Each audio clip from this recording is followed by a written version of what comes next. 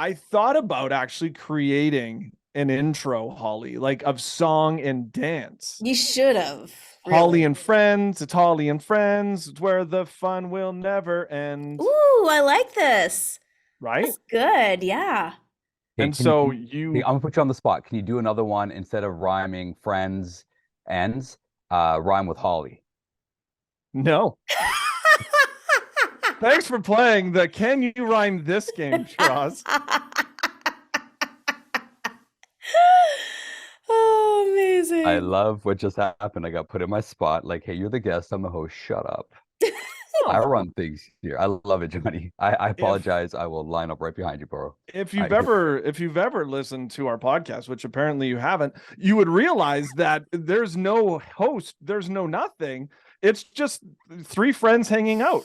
Yeah. okay. All right. Okay. Okay, good. Okay, good. So we're good. Whether you like it or not. The way we like it is the way we like it. Oh, man. So let's kick this thing off, shall we, Johnny? I kicked it off like 20 minutes ago. I know you Where were did. you? But like, don't you have your skill testing question to ask? Oh yeah, we could do. I thought maybe you wanted to do it. I was throwing caution to the wind today. You really were, As which soon was as impressive. Shiraz showed up, he was like, "We're talking football." I was ready to go, Yeah. but Yeah. then Shiraz, we'll ask you the skill testing question: Who are you and where did you come from? Wow. Oh, well, I came from my mama. Mm-hmm. That's Okay, for sure. Undeniably, because I kind of look like her. Who am I is an undefined, incomplete answer. That blank is being filled in as we speak. I think eternity will probably have the final say on that. And so I'm looking forward to making sure that I actively participate in the process of the prosperous name that I get when I get to eternity. How's that for an answer, Johnny? Wow. You must you're be a good. pastor. Is it too early for that answer? Okay. Yeah. Yeah. Yes, that is certainly a part of what I've been able to do on this planet for the years that I've been on it for sure.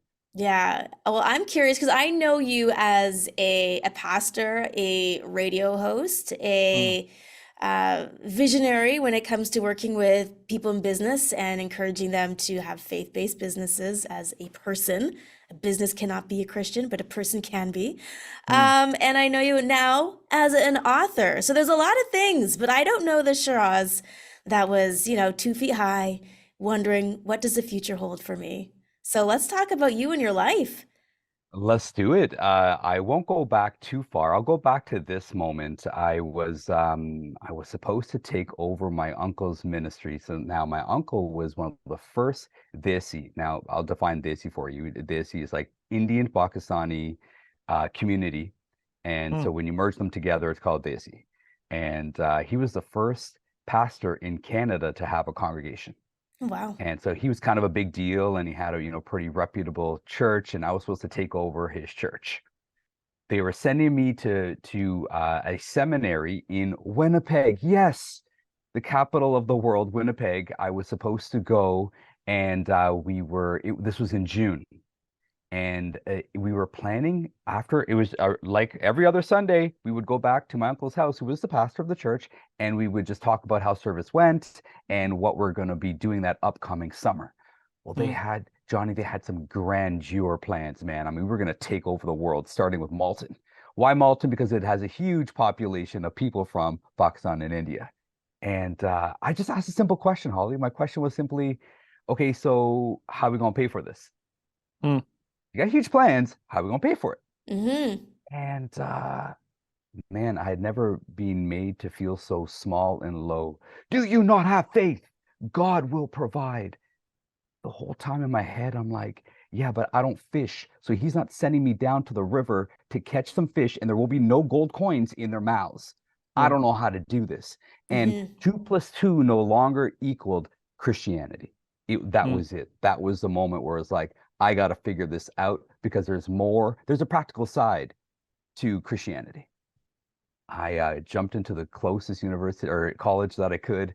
You got to remember all the deadlines were gone. So I got into a community college and just my journey started there, figuring out a way to pay for the vision that all these priests and pastors have. Yeah. Mm. Now, you mentioned Malton, which is in Mississauga, just to give some landmarks for Yeah, I people had no not idea. familiar with the GTA. Yeah. And then you just get into a random community college and focus in on business. I'm curious, Yeah. how did your uncle take this news that you weren't going to Winnipeg? Not only him, I think it was a gut shot for my mom a little bit. You got Mhm. to remember, in Christendom, the concept of being a pastor, you have arrived, Hmm. right? Yeah. And so for the people close to me, like, my son shall be a one day. And it's just like all of a sudden I'm like letting everybody else down as well as not just my uncle, but just all these other people are going to be like, hey, what are you doing? What do you mean? You mean community college? You got to remember, I got accepted. Well, what I didn't tell you, I got accepted to Western. I turned down Western so I can go to seminary and then ended up at a community college. So it was just a little like up and down like this. Okay, God, what are you up to now? And so going through community, it was no longer about community college. I treated everything like a learning experience, everything. So I think, Johnny, you've probably learned more outside of school than you have in school, right? Yes, sir. And that was how I treated, and I still treat everything as a learning experience. Was faith always a part of your journey from being a kid to where you are now? Yeah, interesting. My dad's side was Christian. My mom was Muslim. Hmm. And when they moved to Canada, there was this whole argument that my dad couldn't settle in his own mind. Like, what the heck did I do? You got to remember, regardless of what your belief system is, if you're coming from a conservative country like Pakistan to Canada, free love, free sex, women aren't wearing the clothing is like, wait, do you need help to buy more clothing? Was what my dad thought. Like, he was like, Yeah. hey, they need help. They don't have enough clothing on. What's going on? Hmm. And so this is what he walked into, and he just told my mom, look, I don't care if you raised a Muslim or Christian, but raised him with a moral compass and a set of beliefs. It Hmm. was in that time and in that season that my mom found Christ, and that became her fervent passion for the rest of her days. So we were raised Christian, to answer your question, Johnny. But Holly, I'm not sure if you had these days if you were raised Christian, but then you got your teenage years and your own independence, and you ran as far as you could from God. You probably didn't because you're righteous. I did. Like everything that you're not supposed to do, I Hmm. probably did it at least twice. And yet But it was, somehow God got you. yeah, yeah. You know, if I fast forward after going through school, getting a job in business, we started attending a church in Mississauga, and within a year and a half, guess who was on staff as a pastor? Amazing. You know, when God has already said he's going to do X, Y, Z, one of the things I've learned to do is let go of the path and just enjoy the ride. Hmm. Wow, that is very tough for most of us to do, enjoying the Yeah. ride.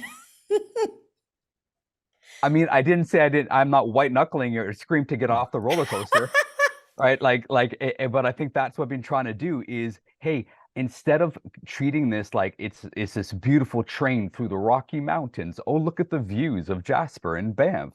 Yeah. Uh, why don't you treat this sometimes it's like Wonderland, Canada's Wonderland. Sometimes there's huge highs and huge lows. Sometimes all you can do is just hold on. Yeah. Amazing. So now you're a We pastor with a business background. Mm-hmm. How did that Mm-hmm. change the way you taught about God and Jesus and faith-based things?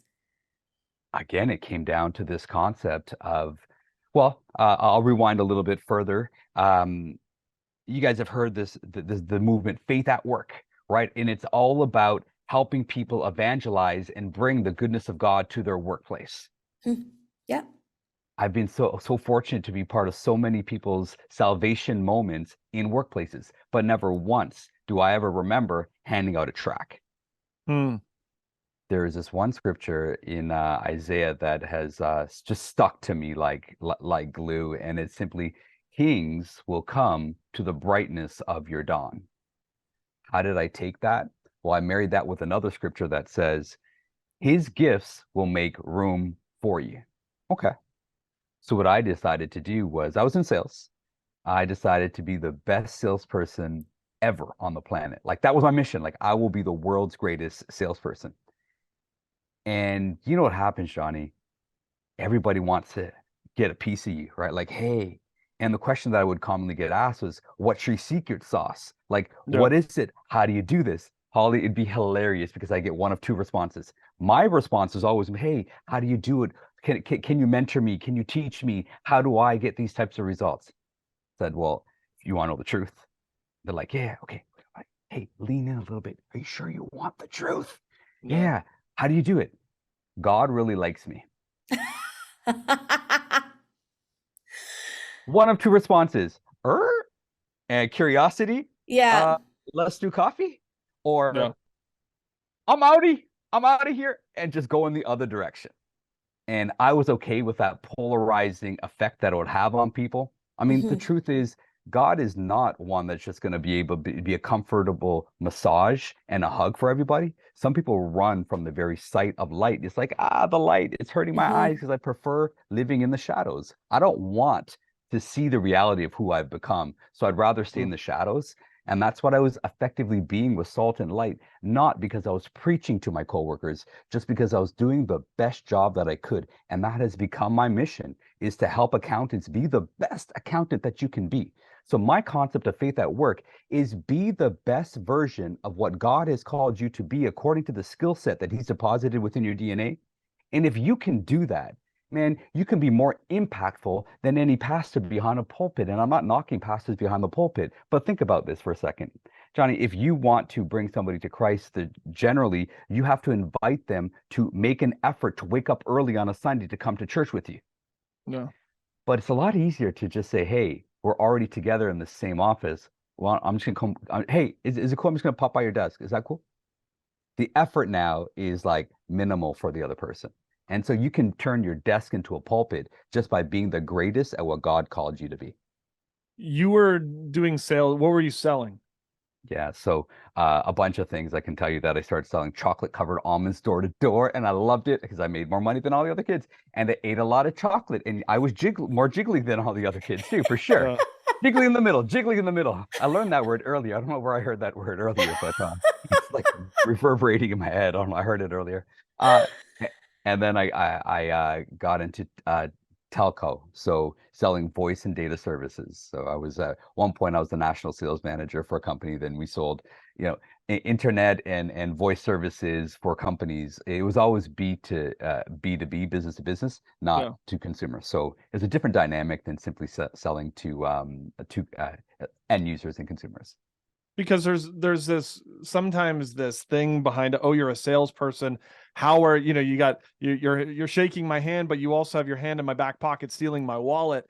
But you have this charisma about you and this wanting to show everybody that you are the best that you could be, but yet God loves you and you're doing it in a different way. Did you see the results from people around you then saying, okay, I need that secret sauce that obviously is Jesus and that you have? Not always. I Mm. wish that I was able to reach more people to see them to their salvation moment.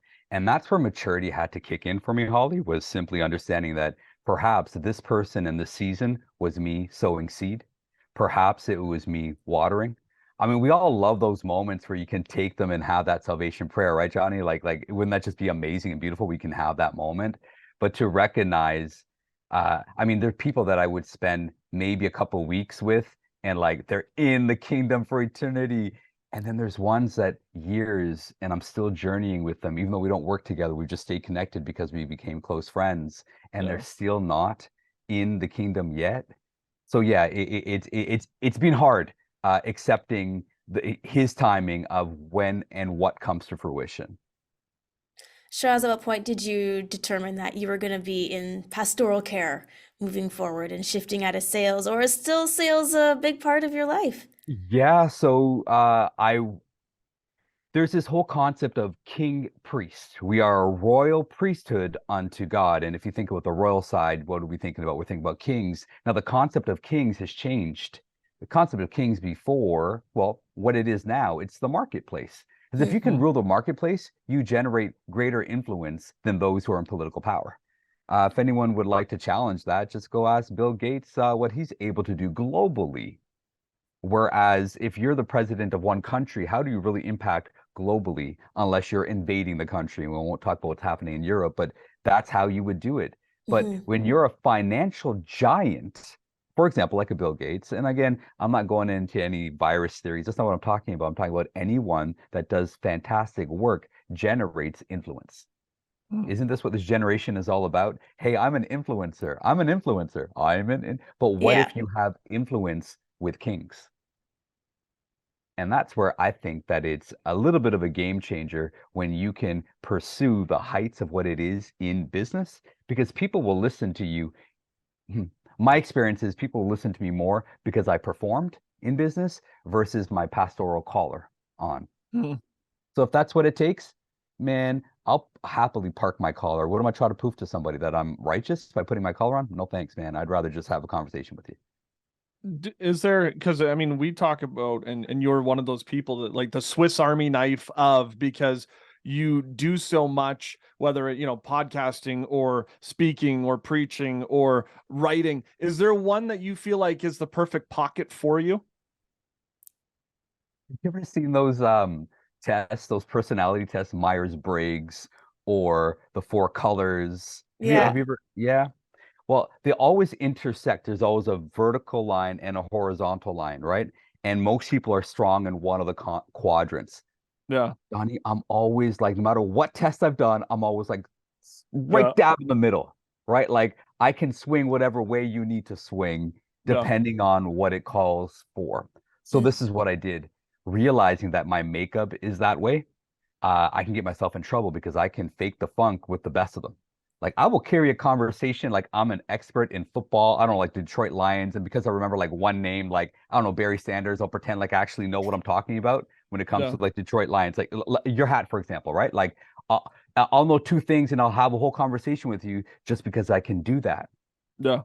But I didn't want to just do that. And so what my prayer became, and God's been so good to me, Johnny, I made a contract and a covenant with God. I initiated it and I loved it and he honored it. I say, God, hey, listen, you know that I talk a lot, but I don't want to talk a lot. So this is what I'm going to do.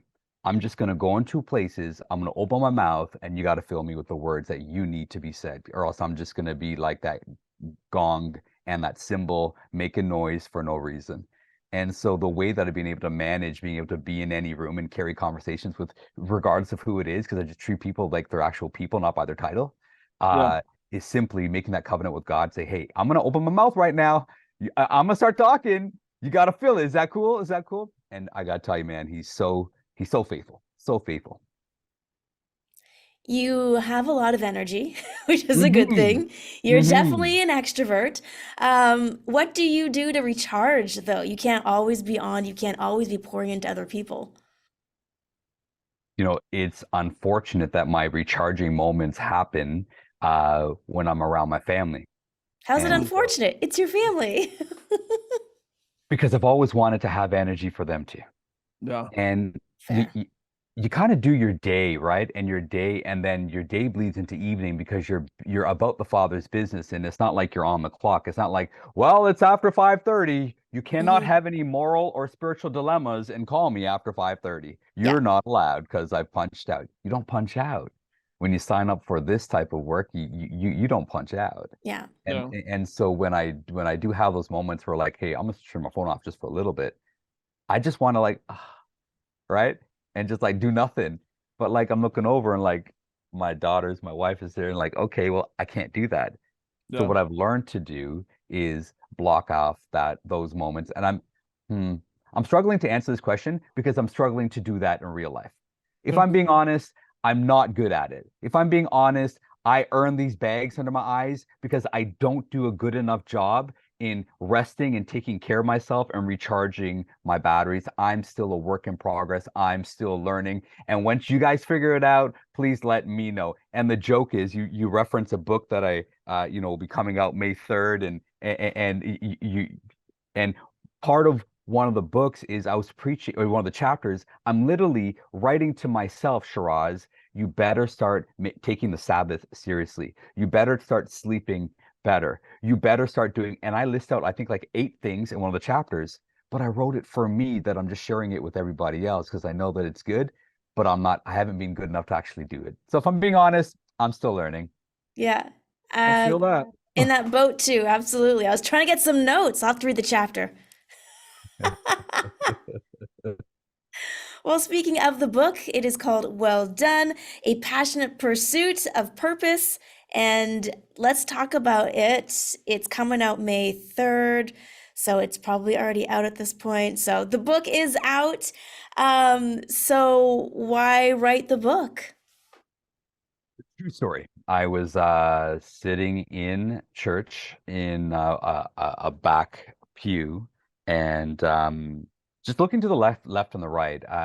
You learn so much by observation, and so I've always been in a habit of figuring out the room before I bring my own thoughts into it. I really want to make sure I know what my environment is all about, and it's really helped me gain a lot of advantages. People want discernment. I think a lot of discernment is already given to us with our ears and our eyes if we just take the time to slow down and quiet this and just Yeah. like observe. That's discernment. That's another topic for another day. But yeah, so I've learned to just discern things, and I'm looking around like, uh-oh, I'm feeling some heavy hearts on both sides of me. It's like, God, what's going on? And at the same time, that morning I was in Matthew 7 and Matthew 25. Now, Matthew 7 and Matthew 25 both write about a judgment day scene. In that scene, there are people who are rejected by God, and their rebuttal and their response is, Lord, Lord, we did this in your name.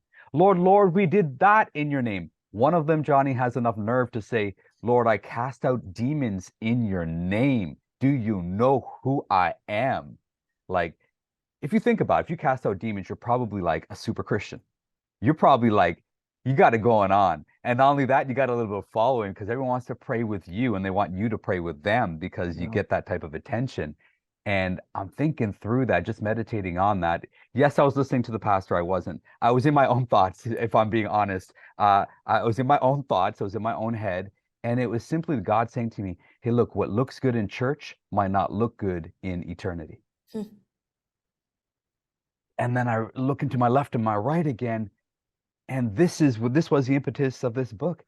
There are people, when you go to church on Sunday, Holly and Johnny, well, all of you listening in, when you go to church on Sunday, there literally might be people to your left and your right in church that won't make it into eternity. And that crushed me.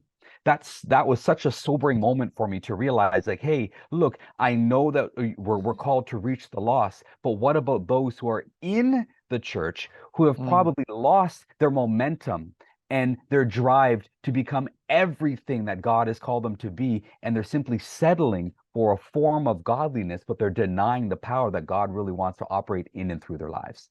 That's why this book was written. With this, the book, you also have a podcast that's going to be diving more into the different chapters of your book. What do you want people to get out of your book? What kind of things have people already said about your book that has helped them? So what we did was a soft launch of the book, and there are a couple of groups that went through the book. One in the Niagara region, one in the Mississauga area, and the folks in the Niagara region, just like every time we would lock off a night, I mean, just tears flowing, tears flowing. And here's the thing, they didn't even know that we were going through the book. I had the opportunity to lead a group in the Niagara region, and we averaged probably about 30, 35 people. It was on a Monday night. Unreal. The content was hitting so hard. I was like, hey, God, what did you do with this book? We got to get this into more people's hands. Holly, we didn't write this book to say we wrote a book. No. We wrote it so it would be read. And so, Johnny, it's 10 chapters, averaging about 12, 13 pages each. So everyone should be able to get through it fairly quickly. That's how we wrote it. Large font. No. But the impact of this other group who, at the time of this recording right here, they're about halfway through. I got grown men crying, calling me, saying, what do I do now? What are my next steps? I'm tired of living in mediocrity, but I don't know how to get out of neutral. I feel stuck. Shiraz, I feel there's so much more in my core to explore, but I just don't know how to get at it. because I have all these layers and barriers that I've built up. How do I remove those layers and barriers so I can get on with it? And that's what this book has been able to do. It's like, hey, don't worry, you're only at chapter 5.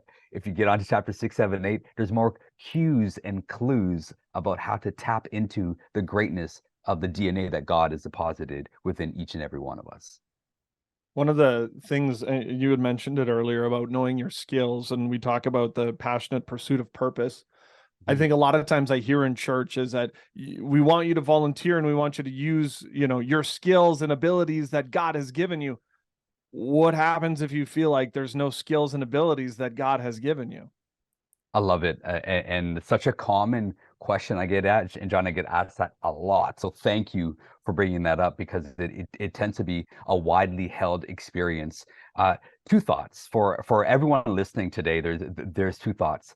Sometimes it's not what you were born for. I would encourage everybody to evaluate what they were born with.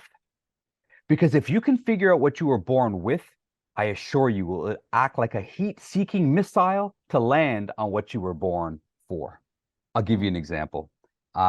When I started off in ministry, after we were married, working with a youth group, which I did not want to do, not a desire to become a youth pastor. No, look at me, I'm a youth pastor now.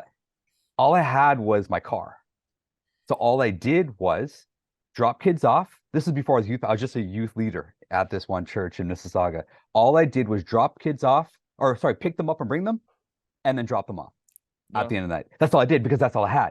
And I didn't know what I had. I didn't know what I was going to do. What am I here for? I don't know, but I can tell you what I can do, because I got these two hands. Well, here's the other one. And let me just show you what I can do with these. Okay, I'm making a little bit of money. Let me buy pizza tonight for all these kids. Okay, let me just do what I can and go as far as I can with what I have, and then let God just kind of figure it out from there.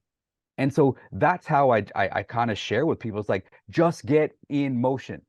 Why should God trust you with your purpose if you don't even know what you're going to do with it?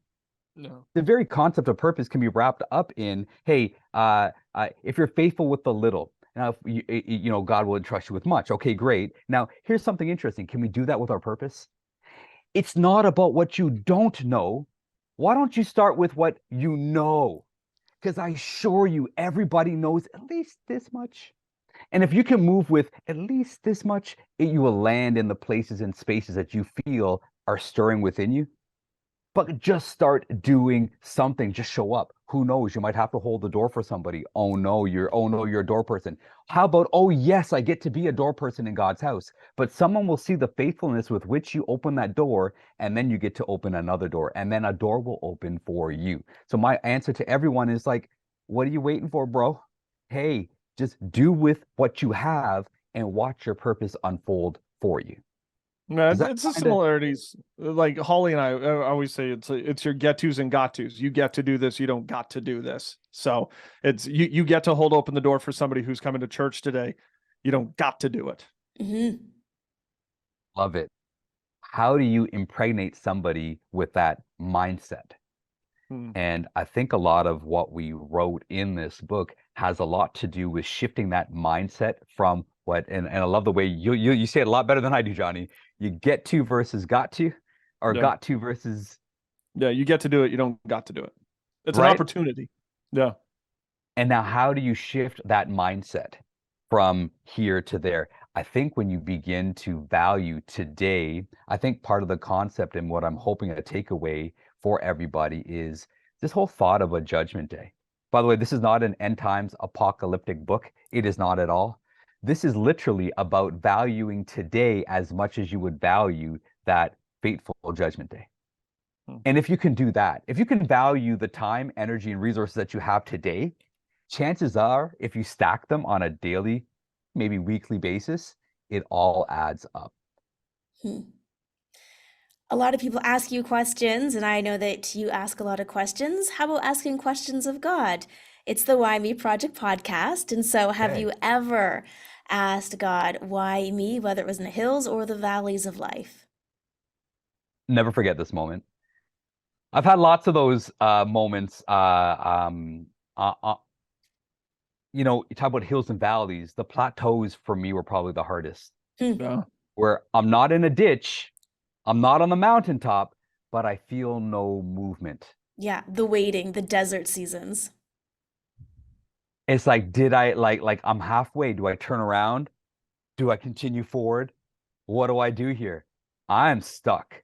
Those have been the hardest why me moments. It's like I'm just not sure. God, I'm like Holly, I might have mentioned this to you a couple years back, quit a full-time job to launch an organization called CBHN to help business folks maximize what their returns can be in their place of work, right? Hmm. And 2.5 years is a long time when you're used to, when your family's used to two incomes.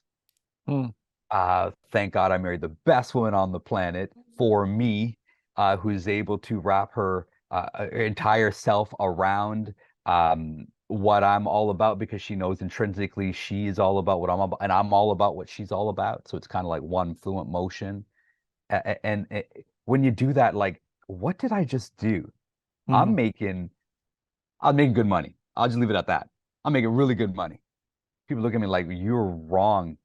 Yeah, but I would rather be wrong going for it than the safety of your boat. Because the last time I checked, he was celebrating Peter for actually getting out of the boat. Yeah. So I'm not even Hmm. sure if I'm answering your question, but the moments that I've questioned the why me, it hasn't been valleys. Yeah.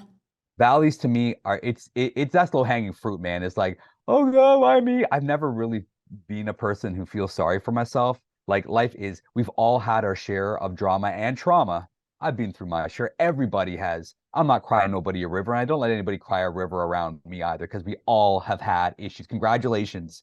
Here's your tissue. Get on with it. If I sound callous, guess what? We all have a hard life. Jesus said something about, in this life you will have trouble, but take heart. Some about, like, here, take a tissue and take heart, and let's get on with it. I'm not telling you to get over it and get on with it, but perhaps start looking in the direction of getting over it, right? And I'm not about celebrating the mountaintops, because as soon as I do, all of a sudden I just feel this like wind kind of pushing me off, right? This is what I have learned. Most of life, the majority of life, is lived on the up and the down. Hmm. Majority of life is lived on the incline and on the decline. So what are we trying to celebrate? The moments in the valley and the moments on the mountaintop? Nah, we got to figure out a way to, what we were saying off the top, enjoy the journey up and just thank God, even if it feels like you're on the way down, because the majority of life is on the up and down. Yeah, they say everything's a third, a third, a third. A third are starting something, a third in the middle of something, and a third of coming out of something. But regardless, there's always going to be something. I'll go with your math. I like your math. Third, third, third.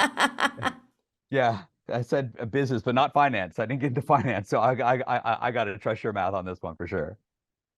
And that point one, they're just lost somewhere. Somewhere. Oh, goodness. Yeah, fractions and math, never my strong suit either. It's interesting what you say, a third, third, third. I'm sure you guys have seen marathons or the Tour de France, any Mm. long-term race. Hmm. What you'll always see is a lot of people at the start of the race. The crowd's going wild. Yeah, go, go, go. Yeah. And then you'll see even a bigger, larger crowd at the finish line, right? Yeah. Like, yeah, yeah, first, second, third, right? Like, and they're all celebrated. It's a great party when you get across that line. But if you watch the Tour de France and they're in the countryside, Hmm. when no one sees or seems to care, it's thin, man. There's Yeah. not a lot of people cheering you on. Those are the moments that I feel that we can step up for other people and be their support system. That's what we live for from a CBHM perspective. When like no one's around, you can just come alongside somebody in the quiet moments and just be there for that third. I think the math might be a little longer than the third, right? But the point is, that part of the journey, what do you do when you're there? And I Yeah. think if we can consciously make an effort, yes, celebrate the finish line, yes, celebrate the start, but you'll never see a finish line Mm. if you don't handle the middle well, right? And I will tack on this thought, my opinion, not theology. So Johnny, I'm not creating any theology. So I want to put this disclaimer out there, okay? This is my personal opinion, not theology. The best verse in the entire Bible, for me, not Theology Shiraz opinion. He says, it is finished. We're not called from start to start. How many times are you going to start something and then 2 years later, I'm not sure if the Lord called me to this? Yeah, because you're feeling the dryness in the middle of the desert and you don't like it. You liked it when everyone's giving you your flowers and your pom-poms and your celebratory wishes for starting, right? But you'll never see those finish line. And I think we see too many people with dehydrated hope because they don't know how to get from here to there, from this to that. And if we can be that bridge for people to get from this to that, man, we get to celebrate in eternity forever, because we're going to be surrounded by people who literally, he says, well done, because you actually made it all the way. Now, can we do that for other people? How do we do that? I don't know. Chapter 9, chapter 3 might provide some clues. I don't know. Shameless plug. I don't know. Well done. Passionate Pursuit of Purpose, which is out now. Shiraz, we love the fact that you take some time, you bring the infectious energy, and we dive into you, your life, your Why Me moments, and thank you for taking some time and doing that.